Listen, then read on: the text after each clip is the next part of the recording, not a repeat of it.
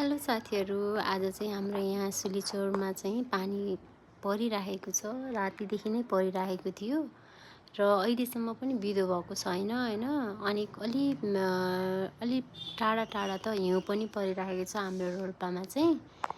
अनि यहाँ अत्यधिक मात्रामा चिसो पनि बढेको छ हिजो अस्तिको भन्दा। र हजुरहरू कहाँ हुनुहुन्छ? हजुरकोतिर पनि पानी परेको छ कि के छ? परेको छ भने कतिको चिसो छ त्यतातिर त्यो पनि भन्नु होला। हाम्रोतिर त साह्रै चिसो बढेको छ, यहाँ हेर्न सक्नुहुन्छ कुहिरो लागिरहेको छ हैन।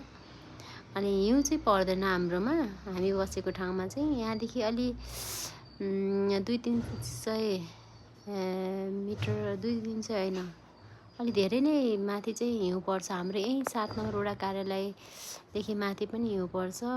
अनि हाम्रोमा चाहिँ यस्तो चिसो बढिरहेको छ, कुरै छोड्नुहोस्। अनि रोल्पाको जलजलामा पनि हिउँ परिरहेको छ। रोल्पाको जलजला चाहिँ पर्यटकीय स्थल पनि हो हैन। यो चाहिँ सुलीचौर बजार हो, हाम्रो अफिसदेखि देखिने दृश्य हो यो सुलीचौर बजार चाहिँ। अनि खोला पनि भलाइराखेको छ। अनि यही नै हो, चिसो छ, चिसो बढेको छ। अनि यस्तो कुहिरो लागिरहेको छ हाम्रोतिर। थ्याङ्क यू सबै।